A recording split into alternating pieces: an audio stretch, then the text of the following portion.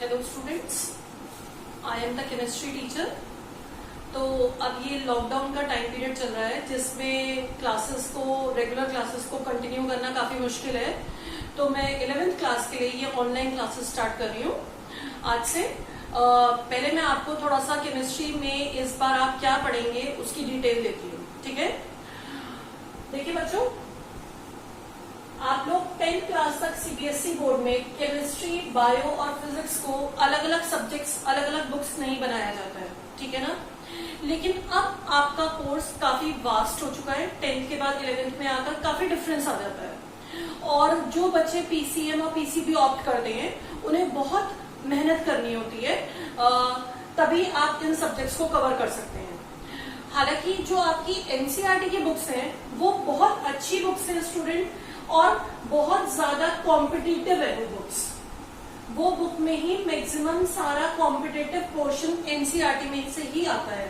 लेकिन एनसीईआरटी में एक प्रॉब्लम होती है कि जो उसमें चैप्टर्स दिए होते हैं उनके कंटेंट वो बहुत ज्यादा ब्रीफ दिया होता है, उसमें से समझना काफी मुश्किल होता है बच्चों के लिए पहली बारी में रीडिंग करके।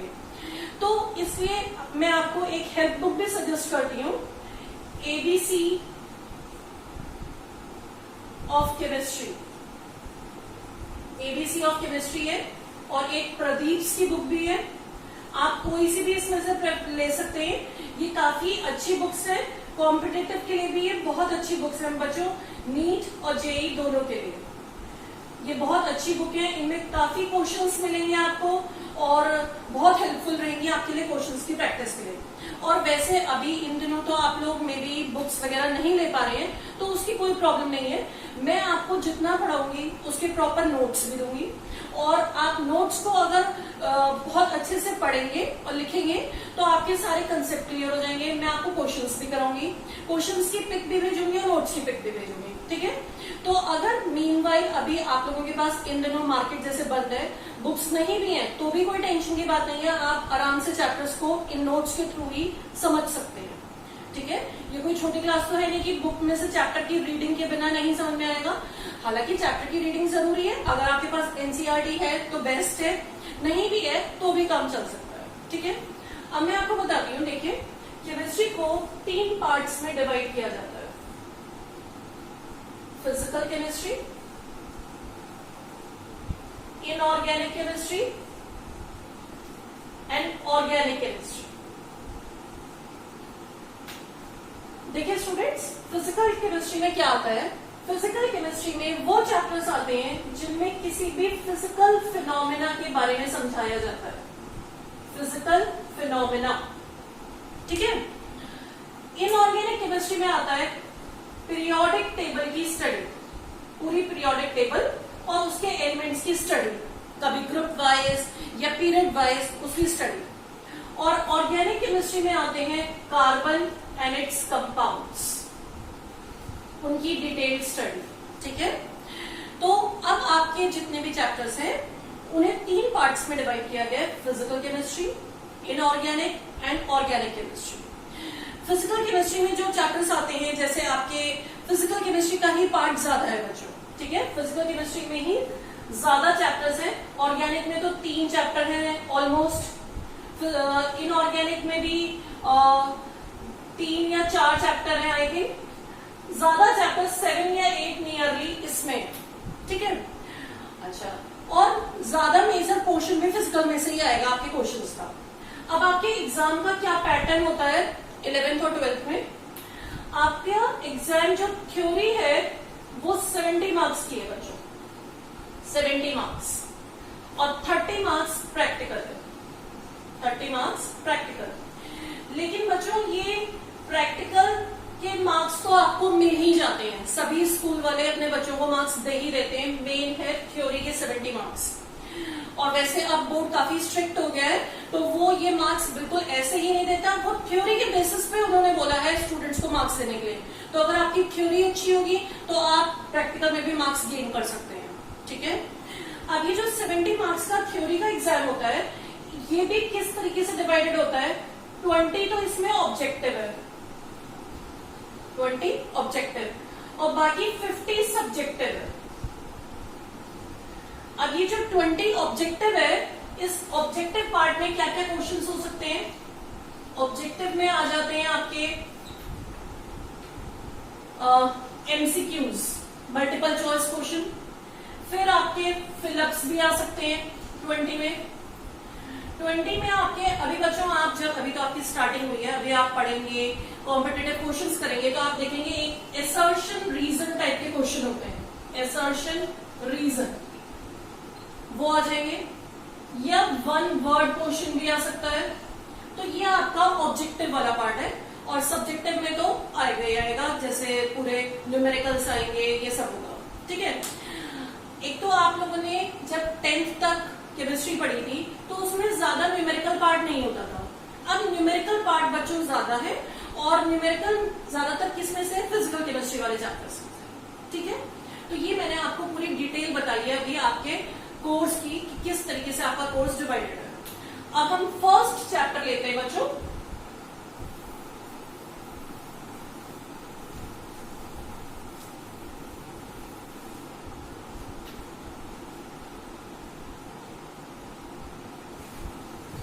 अब हम फर्स्ट चैप्टर लेते हैं,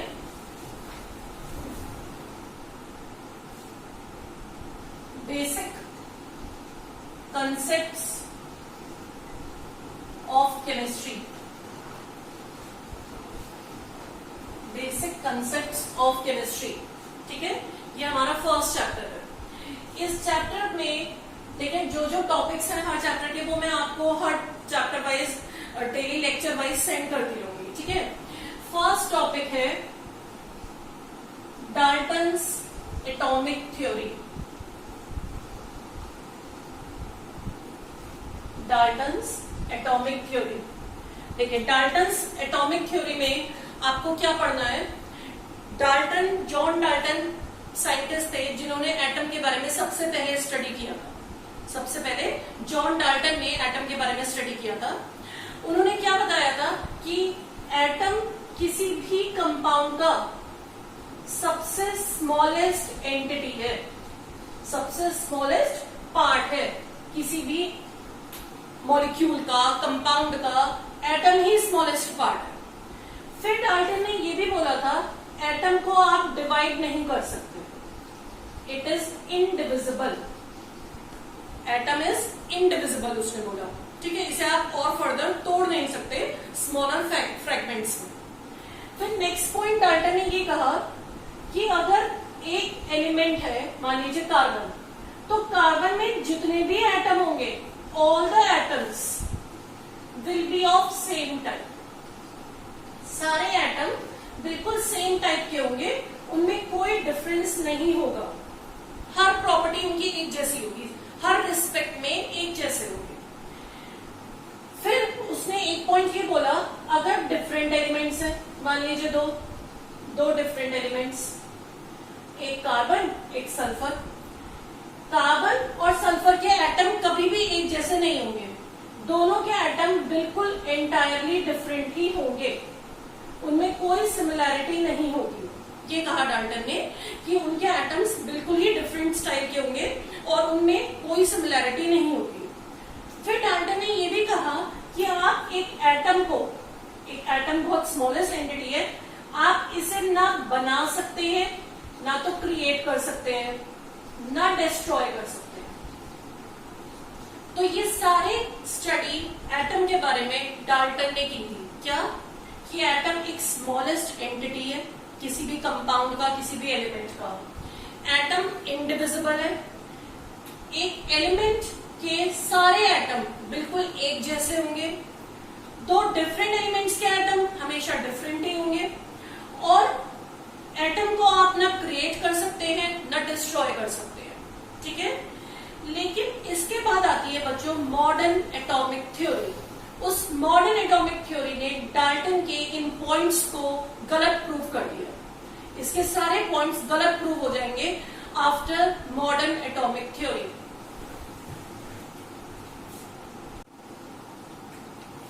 ओके, तो बच्चों अब मैं आपको बताती हूँ second topic modern atomic theory. अभी मैंने आपको बताया था डाल्टन एटॉमिक थ्योरी, फिर मैंने आपसे ये भी बताया कि जो डाल्टन एटॉमिक थ्योरी के पॉइंट्स हैं वो डिस्कार्ड कर दिए गए मॉडर्न एटॉमिक थ्योरी आने के बाद। ठीक है, तो मॉडर्न एटॉमिक थ्योरी अब क्या कहती है बच्चों, जैसे डाल्टन ने ही कहा था एटम स्मॉलेस्ट एंटिटी है, पर मॉडर्न एटॉमिक थ्योरी ने कहा atom is not the smallest, atom smallest entity नहीं है, इसके और अभी स्मॉलर फ्रेगमेंट्स भी हैं। तो सेकंड पॉइंट हो गया कि एटम इज डिविजिबल। डाल्टन ने तो कहा था एटम को आप डिवाइड नहीं कर सकते, बट एटम इज डिविजिबल। आप सबने ही पढ़ा होगा एटम में और सब एटॉमिक पार्टिकल्स होते हैं, इलेक्ट्रॉन, प्रोटॉन, न्यूट्रॉन। इसके इनको क्या बोलते हैं बच्चों, सब एटॉमिक पार्टिकल्स। तो एटम को डिवाइड किया जा सकता है सब एटॉमिक पार्टिकल्स। सिर्फ यही नहीं होते, इसके अलावा और भी सब एटॉमिक पार्टिकल्स होते हैं, मेसॉन्स, पाई मेसॉन्स, पर इनको एक्चुअली में स्टडी नहीं किया जाता क्योंकि इनकी लाइफ बहुत कम होती है। ये बहुत ही ज्यादा अनस्टेबल स्पीशीज हैं जिन्हें स्टडी करना बहुत डिफिकल्ट है। तो आपके लेवल पे इसकी कोई स्टडी नहीं है, आपको बस ये 3 याद रखने हैं। ठीक है, नेक्स्ट पॉइंट है कि atom can be created and can be destroyed also. Atom can be created and destroyed also. अब ये क्रिएट और डिस्ट्रॉय कैसे होता है बच्चों, एक्चुअली में जैसे आप कोई रिएक्शन पढ़ते हैं, देखिए आपने पढ़ा NaOH plus HCl giving NaCl plus water. आप इन रिएक्शंस को क्या बोलते हैं, केमिकल रिएक्शंस। क्या कभी आपने ये पढ़ा है, ऐसा कोई क्वेश्चन पढ़ी है कि यहाँ पे तो सोडियम हो ही ना, यहाँ पे तो NaOH प्लस HCl और इधर कैल्शियम का कोई कंपाउंड बन गया, कैल्शियम कार्बोनेट। ऐसी इक्वेशन तो कभी नहीं पढ़ी होगी आपने कि इधर तो कैल्शियम था ही नहीं और उधर बन गया कैल्शियम का कंपाउंड। बट ऐसी भी इक्वेशंस होती हैं बच्चों, जैसे मान लीजिए बेरिलियम है, बेरिलियम के ऊपर न्यूट्रॉन से बम्बार्डमेंट कराई या अल्फा पार्टिकल से बम्बार्डमेंट कराई और एक नया एटम बन गया कार्बन और साथ में बन गया न्यूट्रॉन। ये रिएक्शन हालांकि अभी आप नहीं पढ़ेंगे, अगले चैप्टर में आएगी। मैं आपको ये समझाना चाह रही हूँ, इस रिएक्शन में देखिए बेरिलियम एक एलिमेंट था, यहाँ पर कार्बन बन गया एक नया एटम। तो एक नया एटम बनाया भी जा सकता है, पुराने को डिस्ट्रॉय भी किया जा सकता है। ऐसे रिएक्शंस को बोला जाता है न्यूक्लियर रिएक्शंस। क्या बोला जाता है, न्यूक्लियर रिएक्शन, जिसमें एक पुराना एटम डिस्ट्रॉय हो जाता है और नया एटम फॉर्म हो जाता है। ठीक है, तो ऐसे रिएक्शन भी पॉसिबल है, ऐसा नहीं है ऐसे रिएक्शन पॉसिबल नहीं है, लेकिन इन रिएक्शंस को हम एक अलग ब्रांच में पढ़ते हैं केमिस्ट्री की, न्यूक्लियर केमिस्ट्री में। हालांकि वो आपके कोर्स में नहीं है, ये तो जस्ट मैं आपको एक आइडिया दे दूंगी। ठीक है, तो एक पॉइंट ये हो गया। नेक्स्ट पॉइंट क्या है, मॉडर्न एटॉमिक थ्योरी का ही डाल्टन ने कहा था कि atom of same element will always be same, ये कहा था उसने। But atoms of same element can also be different, वो भी डिफरेंट हो सकते हैं। कैसे डिफरेंट हो सकते हैं, C612, C613, C614। क्या ये कार्बन के एटम है तीनों, लेकिन तीनों का क्या डिफरेंट है, एटॉमिक मास डिफरेंट है। ये आप सब बच्चों को पता है। ये जो बॉटम पे लिखा जाता है ये क्या होता है, एटॉमिक नंबर। जो ऊपर लिखा जाता है इसे क्या बोलते हैं, या तो एटॉमिक मास या फिर मास नंबर। तीनों का एटॉमिक नंबर तो सेम है लेकिन एटॉमिक मास डिफरेंट है। तो ऐसा भी हो सकता है सेम एलिमेंट के एटम डिफरेंट हो और इन्हें क्या बोला जाता है, आइसोटोप्स। क्या बोला जाता है, आइसोटोप्स। अगला पॉइंट था डाल्टन का, atoms of different element are always different. दो अलग अलग एलिमेंट के एटम हमेशा डिफरेंट होंगे, but they can be same also. Atoms of different element can be same also, same भी हो सकते हैं। कैसे हो सकते हैं, फॉर एग्जाम्पल मैं आपको एग्जांपल देती हूँ कोई। पोटेशियम 1939 और कैल्शियम 2039, दो अलग अलग एलिमेंट, दोनों के दो डिफरेंट एटम, दोनों का मास नंबर सेम है, mass number same, atomic number different है बट मास नंबर सेम है। ऐसे एटम्स को क्या बोला जाता है? आइसोबार्स। क्या बोला जाता है? आइसोबार्स। तो आइसोटोप भी डाल्टन्स थ्योरी को डिस्कार्ड करते हैं, आइसोबार डाल्टन्स थ्योरी को डिस्कार्ड करते हैं। आइसोटोप्स क्या है? Atoms of same element having same atomic number but different mass number. Isobar क्या है? Atoms of different element having different atomic number but same mass number. ठीक है, तो ये सारी बातें, ये सारे पॉइंट्स मॉडर्न एटॉमिक थ्योरी के जो है ये डाल्टन्स थ्योरी को डिस्कार्ड करते हैं। एक और पॉइंट है जो मैंने आपको डाल्टन्स थ्योरी में नहीं बोला। डाल्टन्स थ्योरी में ये था एक्चुअली में कि मास रिमेन कंजर्व्ड, मास रिमेन कंजर्व्ड, कि मास सेम रहेगा चाहे एक रिएक्टेंट्स जितना रिएक्ट करते हैं, रिएक्टेंट्स का मास हमेशा प्रोडक्ट के मास के इक्वल होगा। लेकिन मॉडर्न एटॉमिक थ्योरी क्या कहती है? सिर्फ मास कांस्टेंट नहीं रहता, मास और एनर्जी का सम कंजर्व रहता है। यानी कि अगर किसी रिएक्शन में रिएक्टेंट्स का मास जो है, मास ऑफ रिएक्टेंट्स हो भी सकता है वो प्रोडक्ट के मास के इक्वल ना हो, ऐसा हो सकता है, हर केस में तो नहीं होगा बट ऐसा हो सकता है कि वो इक्वल ना हो। तो जो मास में डिफरेंस आएगा वो कहाँ जाएगा? वो एनर्जी में कन्वर्ट हो जाएगा by the equation Einstein's equation. Einstein equation होती है E=mc², वो m की जगह डेल्टा m लिख दिया। ये डेल्टा m क्या है? Mass defect. मास डिफेक्ट का मतलब इन दोनों के मास का डिफरेंस। तो बच्चों ये क्या थे? ये सब थे मॉडर्न एटॉमिक थ्योरी के पॉइंट्स। ठीक है, तो मॉडर्न एटॉमिक थ्योरी से आपको क्या समझ में आया, क्या क्या बातें पॉइंट समझ में आए? एक तो atom is not the smallest entity, atom को फर्दर डिवाइड भी किया जा सकता है इलेक्ट्रॉन, प्रोटॉन और न्यूट्रॉन में। Atom can be created and can be destroyed also. Fourth point है atoms of same element can be different also. Next point हो गया atoms of different element can be same. और एक point हो गया energy, total sum of mass and energy remain conserved. Mass can be converted into energy by using the equation Einstein equation. ठीक है, तो ये मैंने आपको डाल्टन्स थ्योरी और मॉडर्न एटॉमिक थ्योरी समझा दी है। ओके, तो स्टूडेंट्स आज मैंने आपको दो टॉपिक पढ़ाए, डाल्टन्स एटॉमिक थ्योरी और मॉडर्न एटॉमिक थ्योरी। आज के लिए फर्स्ट क्लास के लिए इतना सफिशिएंट है, कल हम और पढ़ेंगे आगे के टॉपिक्स।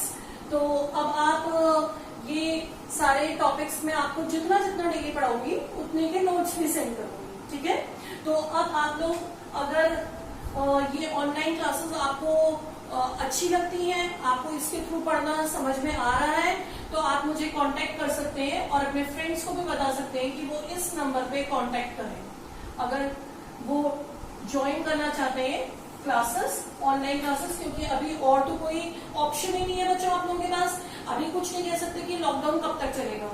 तो आप ऑनलाइन क्लासेस के थ्रू अपनी स्टडीज कंटिन्यू रखने के लिए इस नंबर पे कांटेक्ट कर सकते हैं। ओके।